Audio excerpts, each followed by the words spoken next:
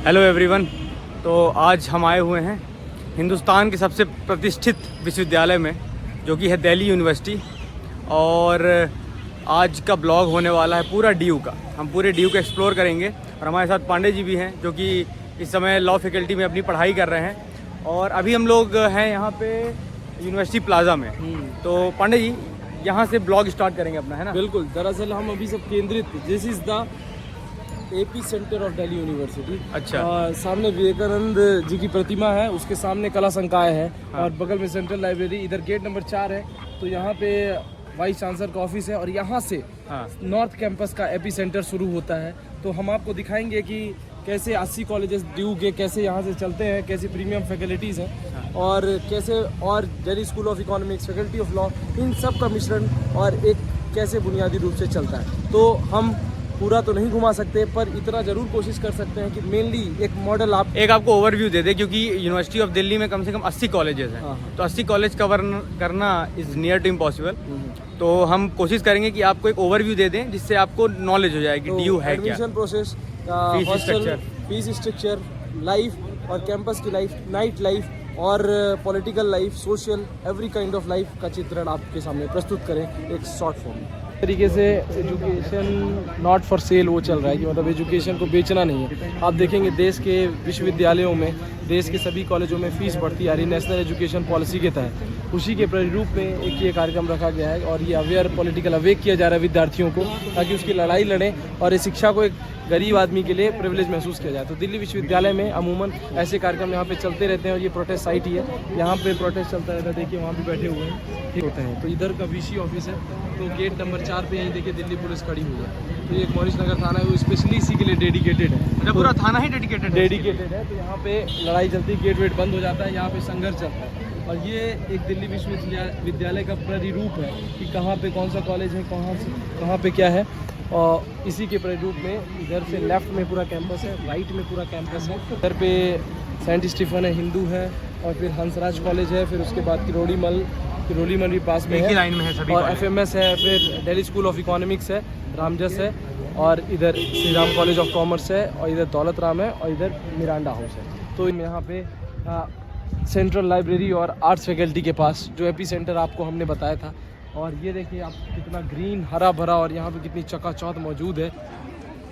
खड़े हैं हम विवेकानंद स्टैचू के सामने। ये मैं आप सबको बता दूं, ये प्रोटेस्ट साइट है। यहाँ पे जब भी कभी कुछ भी कार्यक्रम होता है, कुछ भी मुद्दा उछलता है, तो वो यहीं से उछलता है। और ये सबसे कॉमन सेंटर है। आप यहाँ से भीड़ से और लोगों से और विद्यार्थियों से अनुमान लगा सकते हैं कि कितना यहाँ पे, कितनी इस जगह की इम्पोर्टेंस है। कला संकाय लेफ्ट में है, लाइब्रेरी है यहाँ पे। हाँ। तो हम दिखाएंगे आपको सेंट्रल लाइब्रेरी, अंदर का थोड़ा सा इंफ्रास्ट्रक्चर, और ये 24/7 खुली रहती है। तो बहुत पुरानी सेंट्रल लाइब्रेरी है। मैं भी यहीं पे शाम को पढ़ाई करता हूँ, फैकल्टी ऑफ लॉ की लाइब्रेरी को छोड़ के। और ये चलिए दिखाते हैं आपको।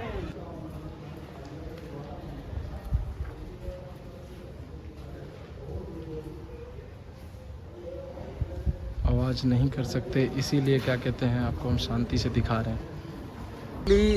फैकल्टी ऑफ आर्ट्स है और क्लासेस और जगह चलती है। विवेकानंद जी वो रहा सेंट्रल लाइब्रेरी, जो 24/7 एक्सेसिबल है। कॉमन पॉइंट है। आइए थोड़ा सा आपको आर्ट्स फैकल्टी दिखा देते हैं, इससे आप अनुमान लगा सकते हैं कि बाकी जगह कैसे, किस तरीके का कैंपस हो सकता है। फैकल्टी ऑफ आर्ट्स पे हम आपको फैकल्टी ऑफ आर्ट्स दिखाएंगे, यहाँ का कैंपस दिखाएंगे। क्या बहुत पुरानी बिल्डिंग है ये, 1932 की बिल्डिंग है। तो कितनी प्यारी बिल्डिंग है, और यहाँ पे फैकल्टी ऑफ आर्ट्स की क्लासेस चलती हैं मास्टर्स की। कितना प्यारा लग रहा है। बारिश में अमूमन ये और अच्छी लगती है। अभी तो इतना अच्छा व्यू नहीं आ रहा है, पर फिर भी शाम का समय है, बहुत अच्छा व्यू आ रहा है। कपल्स पॉइंट है ये जितने आप छज्जे देख रहे होंगे, यहाँ पे अमूमन कपल्स बैठते हैं, और यहाँ पे भी देखिए बहुत सारे कपल्स बैठे होंगे। तो बड़ी अच्छी जगह है शांति से बैठने के लिए। ये देखिए एग्जामिनेशन ब्लॉक, बच्चे अपनी अर्जी लगा रहे हैं यहाँ पे। जिन लोगों का बैक आया है, जिन लोगों का कुछ आया है, फिर एग्जामिनेशन में कुछ प्रॉब्लम आ गई है, यहाँ पे लगा रहे हैं। ये बिल्डिंग का आर्किटेक्चर देखो, ये बिल्डिंग जो है सभी श्वेत रंग की है, सफ़ेद रंग की है, और मॉडल सेम है जो सीपी में है और ब्रिटिश बिल्डिंग में, क्योंकि पुरानी यूनिवर्सिटी है, 32 का मॉडल है। जितने यहाँ के डिपार्टमेंट और जितने यहाँ के फैकल्टीज़ है वो पुराने रूप में होंगी, और फिर जो नई खुली होंगी वो सारी मॉडर्न आर्किटेक्चर में बिल्डअप के हैं। केमिस्ट्री डिपार्टमेंट में जो one of the finest chemistry faculties of India, जिसका ये देख सकते हैं मॉडल्स, जितने भी पिलर्स हैं, जितने भी गुंबद हैं, बारिश होती होगी तो इमेजिन करिए यहाँ पे कितना प्यारा लगता होगा, कितना प्यारा इंफ्रास्ट्रक्चर है यहाँ पे। ऑफिस दिखाते हैं केमिस्ट्री डिपार्टमेंट।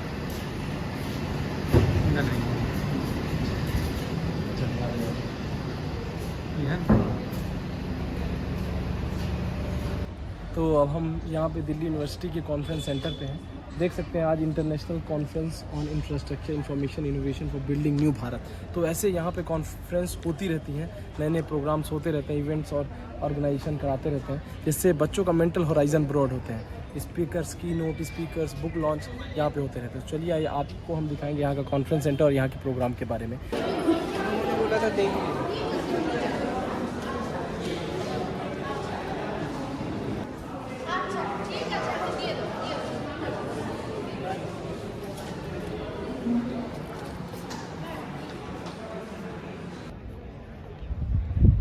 क्या लग रहा है सर जी? बहुत ही अद्भुत है पांडे जी, यहाँ कॉमनवेल्थ हो चुका है। बताइए, देखने से लग रहा है कोई इंटरनेशनल स्टेडियम है। वही भी ग्राउंड है जो हम आपको दिखाएंगे, उसमें जहाँ कॉमनवेल्थ गेम हुआ था। अच्छा, ये ग्राउंड भी जिसको कह सकते हैं, ये लाइट वगैरह है। तो अभी हम चलेंगे स्पोर्ट्स जो कॉम्प्लेक्स है उसका ऑफिस, और यहाँ पे दिल्ली स्कूल ऑफ जर्नलिज्म का ऑफिस है, वो सेंटर है, और क्लस्टर इनोवेशन सेंटर का ऑफिस है यूनिवर्सिटी स्टेडियम के अंदर। ये देखिए, ये दिल्ली यूनिवर्सिटी का इंटरनल कॉम्प्लेक्स है, जहाँ पे पहले वॉशरूम वगैरह थे कॉमनवेल्थ के टाइम पे।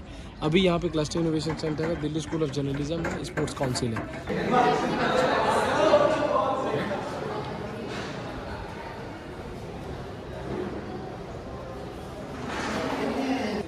पूरा कॉमनवेल्थ का है ना, कॉमनवेल्थ का है, doping control, victory ceremony, press conference, हर चीज़ का है। अभी ऑफिस है, ऑफिस है। अच्छा, इसको कन्वर्ट कर दिया गया है। हाँ, जब तक अब कॉमनवेल्थ हो गया तो हो गया, बिल्डिंग का यूज़ क्या करें। सही है, दोनों काम हो गया ना यहाँ पे, गेम भी हो गया और अब बच्चे को एक प्लेस मिल गई, जगह मिल गई। बहुत सही। ये देखिए, जैसा कि आज यहाँ पे एक फेस्टिवल चल रहा है, विमर्श 2022 युवा के तहत, youth United vision for action. तो उसी के तहत इंडोर ड्यू स्टेडियम पे ये कार्यक्रम चल रहा है, जहाँ पे यहाँ पे बास्केटबॉल कोर्ट है, बैडमिंटन कोर्ट है, और पूरा सेंट्रलाइज है। कॉमनवेल्थ गेम्स हुए थे, बच्चे यहाँ पे एक्सेस कर सकते हैं।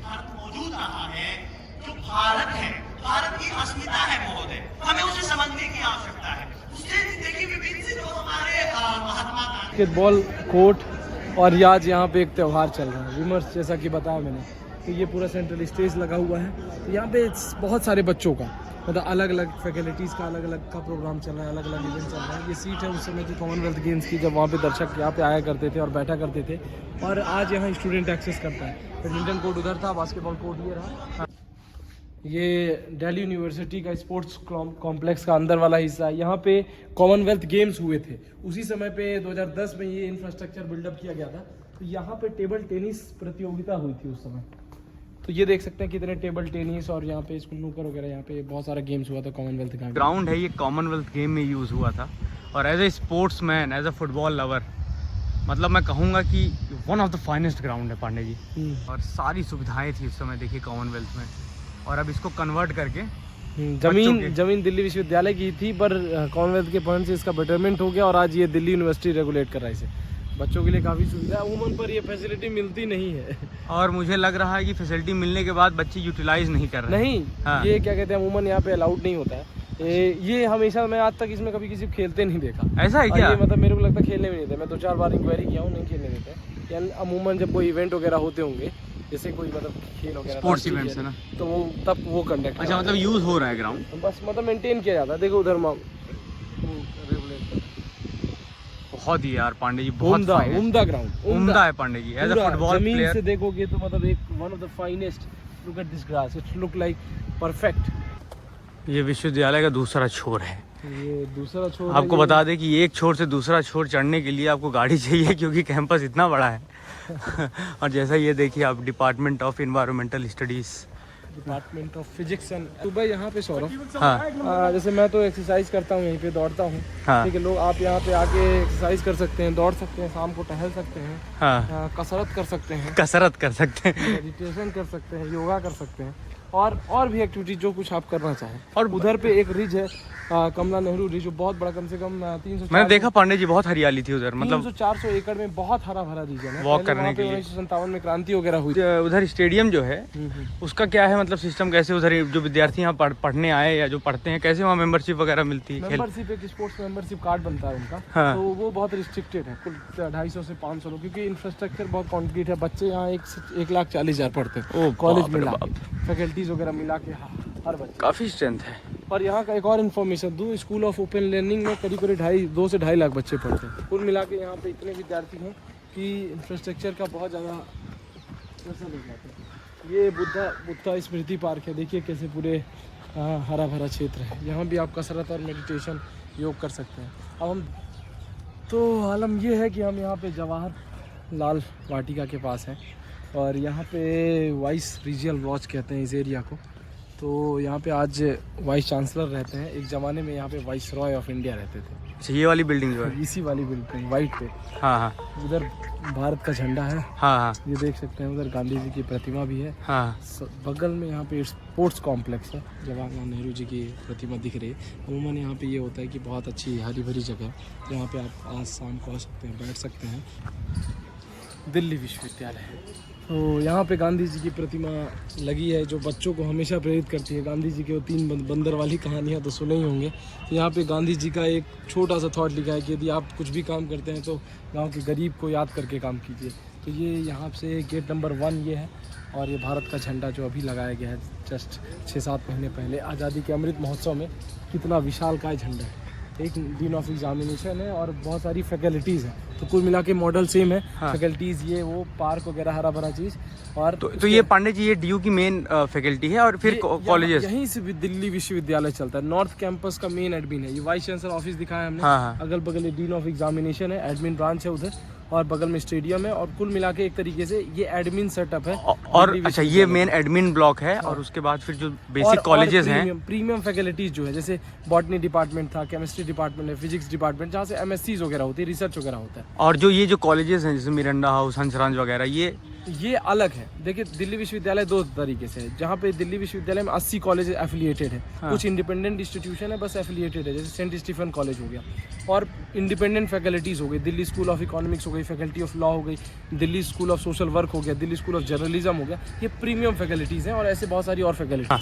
तो हम चल रहे हैं दिल्ली स्कूल ऑफ इकोनॉमिक्स, और यहाँ से हम आपको बताएंगे कि कैसे Delhi school of economics work करता है, कैसा एडमिन हर चीज़ है। तो इसी मॉडल पे यहाँ की सारी फैकल्टीज़ काम करती हैं, और इसी से आप अनुमान लगा सकते हैं कि बाकी कॉलेजेस कैसे वर्क करते हैं।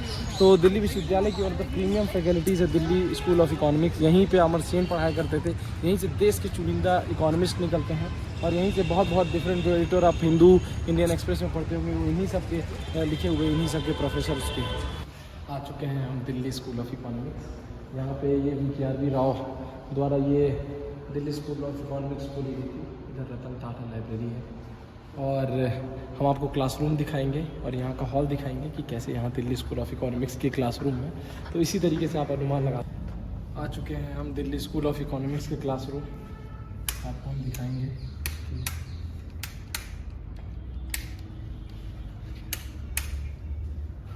इतनी बढ़िया क्लासरूम, यहाँ सेंट्रलाइज्ड AC है, ये 2 AC लगी हुई है, ऊपर भी AC है, और ये प्रोजेक्टर द्वारा क्लासरूम चलती है। इसीलिए ना इकोनॉमिक्स संभाली जाती है देश के यहाँ से पढ़े हुए विद्यार्थियों से। क्या सर, क्या कहेंगे?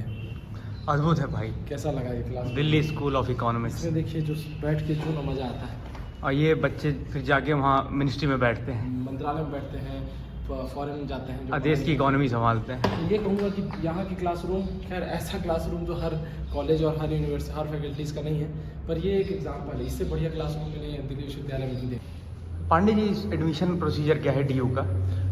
DU का है कि जैसे 80 कॉलेजेस हैं, तो आप CUET एक एग्ज़ाम होता है, पहले परसेंटेज के बेसिस पे होता था, अब CUET करके होता है, central university common entrance test. उसके तहत आप जितने भी कॉलेज हैं उन सब में एडमिशन प्राप्त कर सकते हैं, कट ऑफ। और उसके तहत प्रीमियम जो इंस्टीट्यूशंस है, जैसे SRCC है, हिंदू कॉलेज है, सेंट स्टीफन है, इन सब का कट ऑफ बहुत हाई जाता है। बाकी फिर नॉर्मल जो कॉलेज हैं साउथ के, ईस्ट वेस्ट के, उनका कट ऑफ कम जाता है।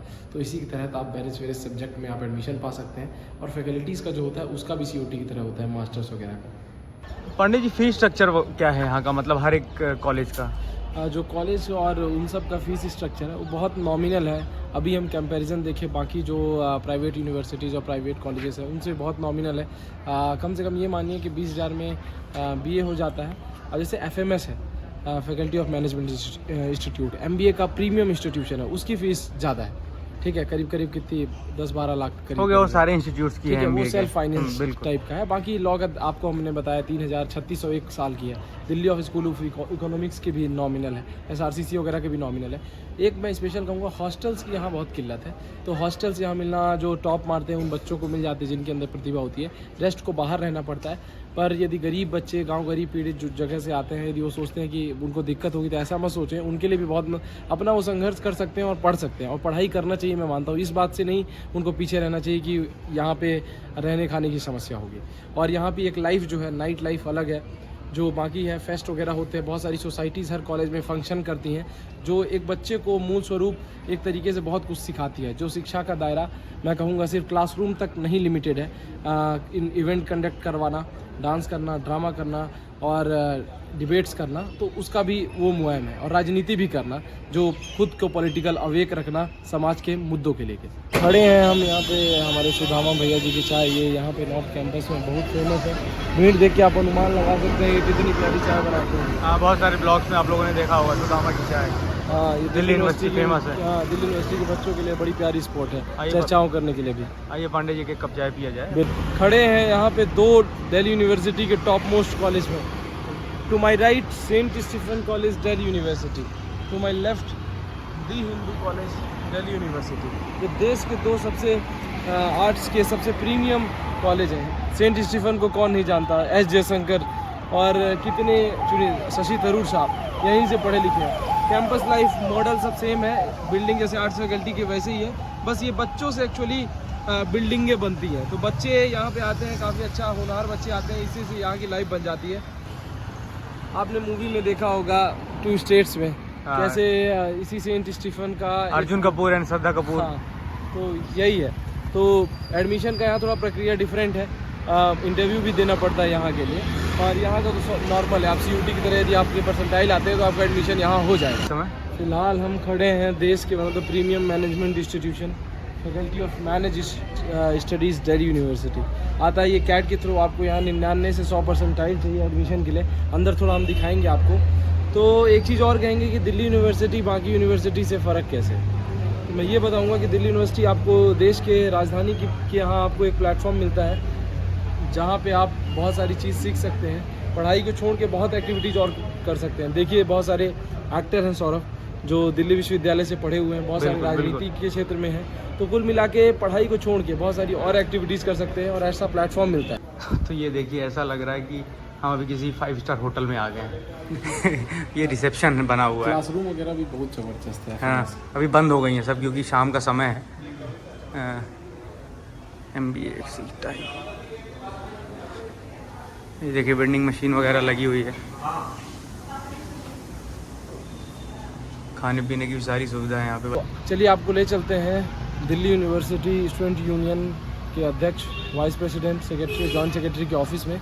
दूसरू इलेक्शन जो है दिल्ली विश्वविद्यालय में बहुत बड़ा इलेक्शन होता है। यहाँ पे 80 कॉलेजेस हैं, तो उसके तहत एक बहुत बड़ा फेस्टिवल होता है और उस समय पूरा कॉलेज एक तरीके के फेस्टिवल की तरह होता है। आप देखिए बहुत सारे वीडियोज़ किस लेवल का इलेक्शन होता है। यहाँ का प्रेसिडेंट और यहाँ पे सारे जो पद होल्डर होते हैं वो बहुत ज़्यादा पावर रखते हैं। तो चले के अध्यक्ष के ऑफिस में आप देख सकते हैं कि पुराने जितने भी यहाँ पे स्टूडेंट यूनियन के प्रेसिडेंट रह चुके हैं, अरुण जेटली साहब का भी नाम होगा यहाँ पे। आप देखिए अरुण जेटली साहब अभी प्रेजेंट में अक्षित भैया जी हैं।